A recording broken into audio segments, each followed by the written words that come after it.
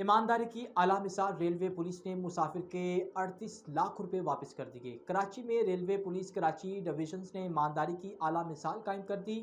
ایک مسافر کی 38 لاکھ روپے کی رقم واپس کر دی۔ پاکستان ریلوے کے مطابق یہ واقعہ 26 دسمبر کو پیش آیا، جہاں ایک مسافر محسن مشتاق پاکستان ایکسپریس کے ذریعے کراچی سے ٹوبا ٹیکسنگ جا رہا تھا۔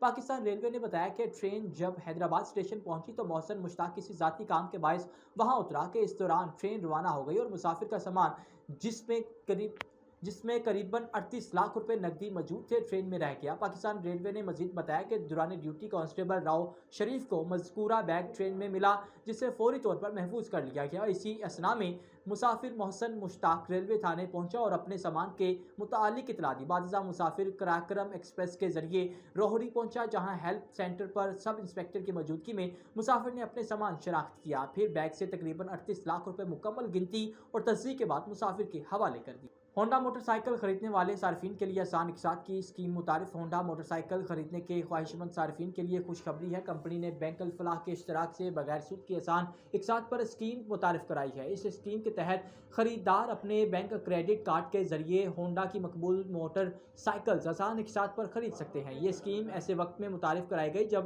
مہنگائی کے باعث نئی موٹر سائیکلز خریدنا عام صارفین کے لیے مشکل ہو رہا ہے۔